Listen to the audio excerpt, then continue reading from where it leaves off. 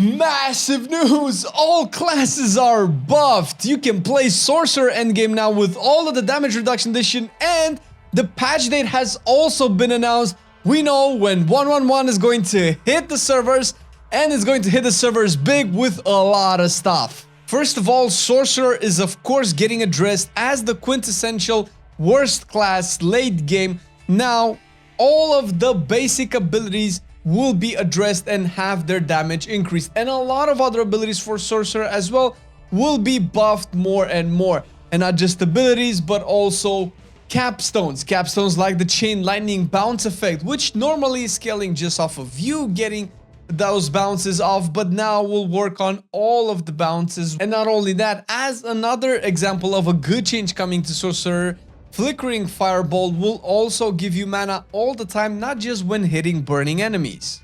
The Fireball capstones have been buffed. A lot of passives, as you can see right now on the screen, have been buffed for Sorcerer, and probably some of the most impactful changes that Sorcerer will get are in the Paragon nodes. The damage reduction provided will be increased across the board, maybe not by too much, but obviously this will scale more and more into the late game. Stuff like Searing Heat and Ceaseless Conduit will be buffed as well, and not to mention Maximum Life will be buffed also, which all in all work together to make Sorcerer even stronger and tankier late game, which is something that every Sorcerer player has been struggling with. And they've mentioned that for patch 1.1 they will be addressing the Kiss Curse mechanics, especially for Sorcerer, and one such example is the Serpentine legendary aspect that was supposed to give you extra Hydras but at a reduced duration. Now the reduced duration is gone and it will be an increased duration to just be pure bonus, because who doesn't love more fiery snakes? And on top of that aspect, there's the aspect of the curses, which now will affect Meteor and Fireball at all times, and their bonus will be doubled versus healthy instead of just versus healthy effect, which is once again great quality of life changes to the aspects as well. There's also a new aspect coming to Sorcerer, which is the Mage Lord aspect, which is buffing the Veer's passive, giving you more damage reduction, being, yes, more of this please. And not only that, the Snow Veiled aspect will also give you more armor. And one of the uniques, I think Gloves of the Emulator has also been Illuminator, has also been addressed to be stronger, more reliable. After Sorcerer, Barbarian has also been changed with having a lot of its abilities buffed, abilities that you don't normally use, abilities such as Charge, Lungy Strike, Double Swing as well being buffed, not to mention that Barbarian across the board has had its Fury Generation early game buffed to pretty much all of the abilities to just give you a much better experience while leveling your Barbarian, because I'm leveling my Barbarian and it takes forever to kill stuff, and that's just not great for anybody. And similar to Sorcerer, there are quality of life changes to stuff like Violent Upheaval, which will now work on bosses as well, and not just when hitting 2 enemies. Not to mention the Berserking duration will be increased if you hit 4 or more enemies. Fantastic buffs. Mighty Charge as well. The vulnerable duration has been increased from 2 seconds to 4 seconds. Great. More of these changes, please. Also, of course, similar to Sorcerer, we have passives being buffed. The Walking Arsenal duration, as an example, will be increased to 8 seconds. Gushing Wounds, by the way, buffed for its overpower bleed damage to be buffed from 11% to 70%. That's a big buff. Not to mention a plethora of legendary aspects being buffed. Specifically, the ones that were addressed, which makes a lot of people happy, are the Earthquakes / Dust Devils legendaries that are just really fun to use with Barbarian, because we love to have all of the Earthquakes all around the place and just have fun when leaping around and charging around and whirling around, because at the end of the day, what else is there to do in life? More uniques than for Sorcerer have also been addressed for Barbarian. Stuff like Fields of Crimson will have its damage increased. The Rupture cooldown reduction will be replaced with bonus crit damage, because cooldown reduction has been a contentious topic at the Blizzard headquarters. Hellhammer has had its damage increased. 100,000 steps will provide more evade charges instead of cooldown reduction. Ramaladni's Magnus Open will have its physical damage replaced with vulnerable damage. And this is just to start things off. Of course, Rogue has been addressed and it has been nerfed. No, it has not. Rogue has been buffed as well.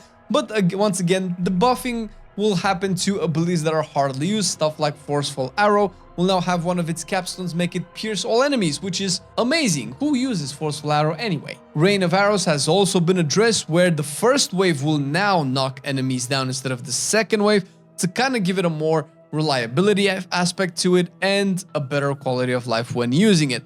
And a lot of buffs to underused abilities. Caltrops, for instance, have been buffed. Passives have been buffed. Unused legendaries have also had their effects increase, which is great.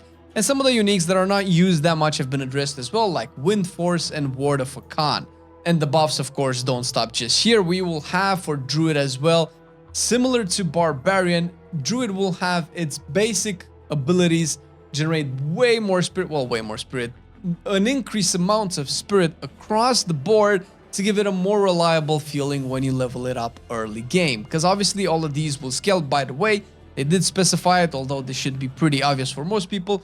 Although you see the resource generation increase by like 1 or 2 factors or 1 or 2 units, and you might think that's tiny, this scales because there are a lot of other passives and legendaries and other effects in the game that will increase your resource generation multiplicatively. So these will end up scaling higher and higher and higher as you progress to the end game, where you will just use way fewer abilities to get that full bar of resource. And as requested by pretty much everybody, myself included, the companions will be buffed across the board. Specifically, wolves and ravens will have their passive damage buffs and their upgrades also be buffed. To kind of round up the companions discussion on the druid as well, the devs have a philosophy on it where they don't want the companions to overshadow necromancers class fantasy of just having all the companions all over the place.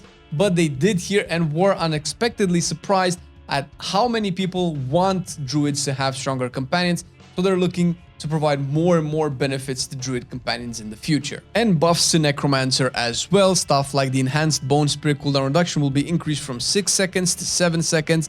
On the Paragon board, the Wither legendary board will have its willpower requirements for the nodes reduced, giving you more overall power and access to certain bonuses a little bit quicker, and the bonuses scaling a lot higher because of this nerf. The legendaries will also be addressed. Stuff like Empowering Reaper will now have the Blight pool spawns from damage hits, not just crit hits. Stuff like Exposed Flesh, Aspect of Decay will be buffed, Aspect of Torment Essence regeneration will be increased, and of course stuff like Hulking Aspect can be put on utility slots now, which is a great change. And of course its effects have been increased as well. And the devs are also aware of the fact that necromancers are incredibly slow, and as an example they are changing certain stats on uniques, for instance, to give you movement speed instead of intellect, which is great for high-end necromancers because we're slow, we're very slow. And possibly the biggest change ever that we have to, damage reduction, and to the fact that they're definitely aware even more so of spell resist, is that the Caged Heart of Spell Breaking, which is, season 1 mechanic, will provide damage reduction when being hit by an elemental ability instead of actual magic resist, which is something that we've called out about 2 weeks ago or 3 weeks ago, which is fantastic. This should have been the case initially, but considering that the spell resist will be fixed around season 2 or season 3 as they've announced, it's good that by that time we will have at least flat damage reduction to actually help us scale into the late game and not die to weird ass cold and poison damage. And another unique that's being addressed, you see it here on the screen right now, is the Temerity unique, which will have its bonus of all stats be replaced with an increase in max life. Its barrier provision will be scaled with max life, and it will also function better with other barrier mechanics on your class, potentially making this a really good unique for tankiness. We'll see how the numbers will scale, but it's good that we have more options in survivability in endgame. Among all of the changes to Necromancer and Druid's minions to make them beefier, to make them survive a lot longer, some of the more important changes will come to bosses and guaranteed legendary drops. Bosses will be addressed, considering that higher world tier 3 and 4 bosses will just be melted through. They will have an increase in their health. But starting with level 35, certain bosses will have a guaranteed drop of at least one legendary. Nightmare Dungeon bosses, for instance, Legion event bosses as well, and the Butcher will have guaranteed legendary drops starting with level 35, your level actually. And the treasure goblin will start giving you a guaranteed legendary starting with level 15, which makes them, you know, actual treasure goblins now. And as a caveat, all of the other changes that were mentioned, they've reconfirmed them just to make sure.